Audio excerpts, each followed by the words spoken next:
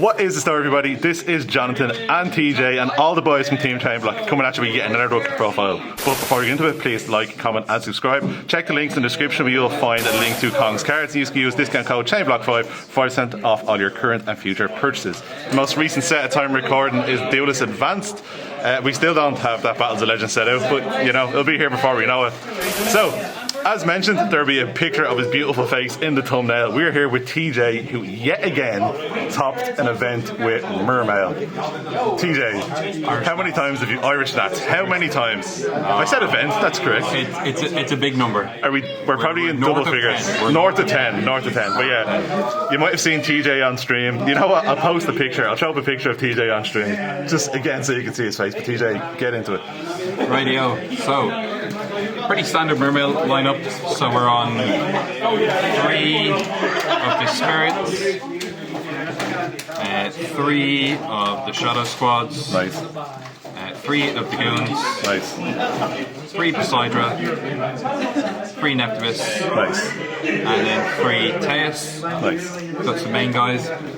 Yeah. Just to kind of give maximum consistency. Yeah, and maximum rarity. Always. Absolutely. Mostly max. Mostly. Yeah, you're thinking we're missing one. We're missing a little bit. Right. 2 Abyss Pike. You don't want to open too many of them. It bricks. Fair. Okay. It feels awful. Okay. But you want us to be able to summon them off of the Coelacanth. Nice. Yeah. And then the one ofs we played, the one of Heavy Infantry, Fair. the one of Coelacanth, Nice. the one of the Minstrel, the one of the best card in the deck. The best card in the deck, yeah. One of this card. Right. I'll explain this in a little bit. Interesting, yeah, please do. And then one of the Gluttonous, Yeah. whatever his name is. The other fish. The fish guy. Yeah. He's actually the main tuner guy. Yeah, I think they like to be referred to as fish people. That's nice one. Yeah. Anyway, so Yeah.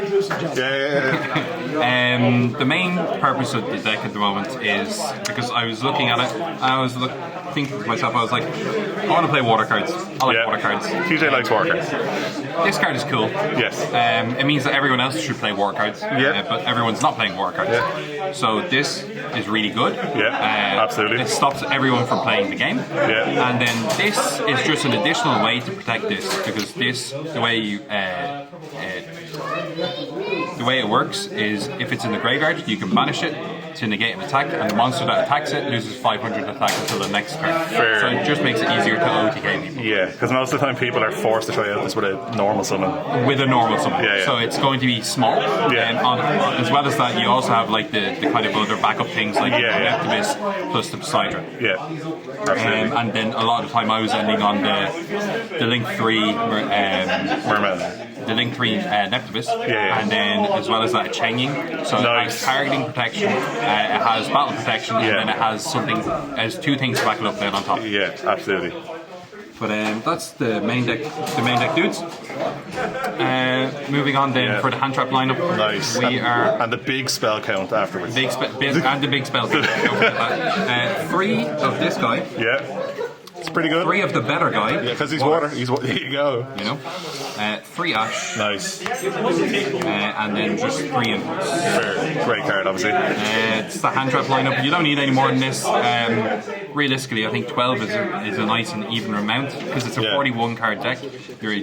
Generally speaking, you're going to see at least 1. Yeah. But it feels really nice. Did you miss Imperm at all? Like a hole in the head. Right, okay. Fair. A lot, like Imperm's really good, but at the same time, the current format, the way that it works, it's just not good enough. It doesn't do no, enough. that's fair. Yeah. And then onto the biggest lineup, the spells. We played 1 of this card. A lot of people cut this card, but I found it to be a nice additional discard. Yeah. Plus the fact Neptivus can add it from deck or grave. Fair. So cool. it just gives that a little bit of consistency. Plus the fact when you're going into a grind game, this card is really valuable because you can shuffle back 3 of the extra deck cards. Right. And as well as that, if you go into the synchro, you can end up getting this back from the banished and do it all over again. Nice. Okay. 1 of this guy, because you want to see the level 1 guy that gets to the big, Absolutely. to the best card in the deck, which is the barrier, and then 1 of Callby. It's Callby. Yeah. And that's it. Yeah, absolutely. All gas. We just want to see water cards, and we want to summon the water cards. Fair. Going into the extra. Nice. So we played one of this guy because it summons the fun and interactive war guy from the deck. Yeah, the barrier statue. One of this guy, so you can make more war guys. Yeah. One of this guy. Yeah. Sometimes when you look at your opponent's hand, if they have something like a droplet or whatever it may be, it's nice to end on this because it forces them to discard another card and potentially give you a better way. Less of a chance of them breaking your board. And there's always going to be wars in your GUI, obviously. Exactly. Yeah, so. Crocodile. This, sometimes you need to draw some cards. Yes. As well as that, sometimes you can't get to the chaining. Yeah. Or alternatively, you can't build the unbreakable board of exactly water barrier statue. Yeah.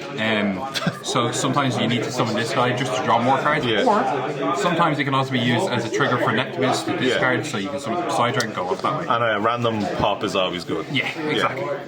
This card. Nice, very shiny. This card is good. This card helps this card. It does.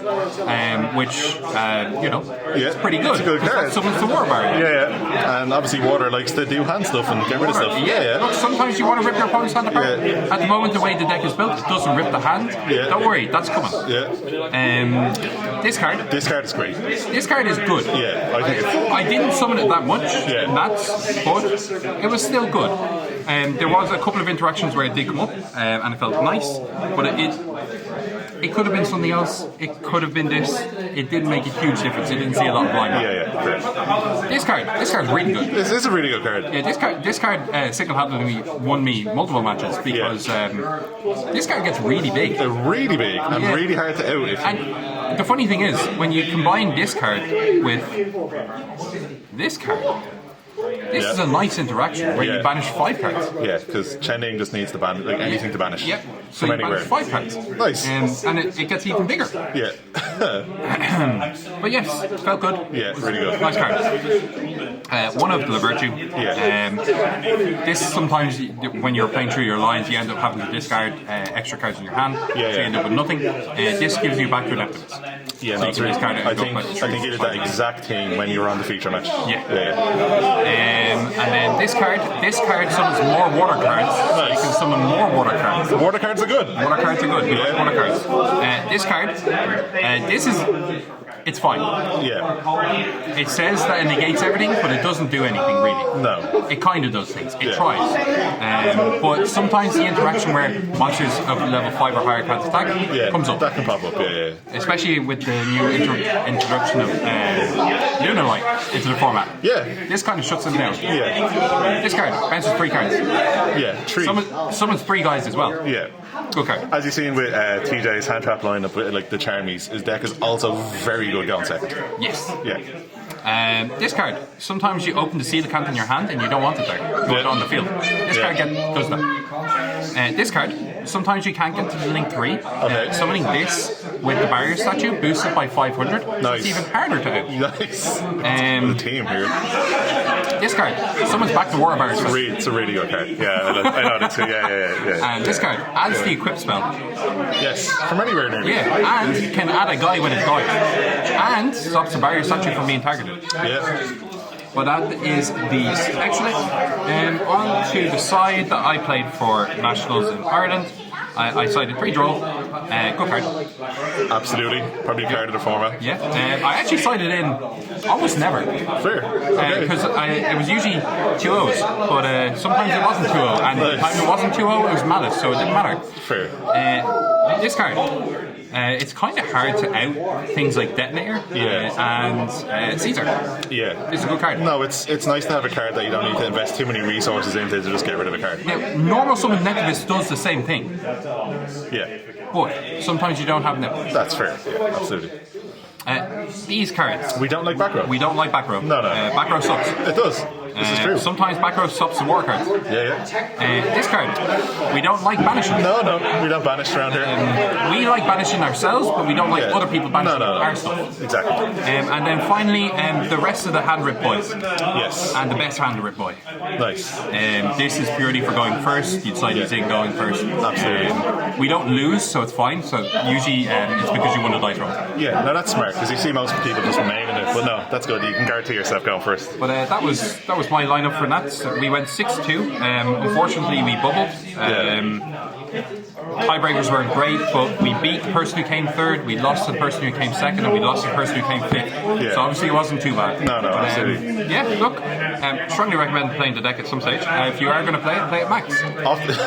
Off the top of your head, quickly, last thing, is there anything you would change? In the deck, maybe I would probably look at maybe putting Teus to 2, just to give me a little bit more consistency, and not drawing. Like if you're on top deck wars, drawing Teus sucks really hard. Okay, fair. So I would probably switch Teus maybe down to 2. But apart from that, the deck performed really well. It gave you lots of different lines to play, and ways to play through almost any hand trap. Just not necessarily impermanent. Fair. That's absolutely fair. Not much can play through that though. No. But yeah, please like, comment, subscribe, and see you.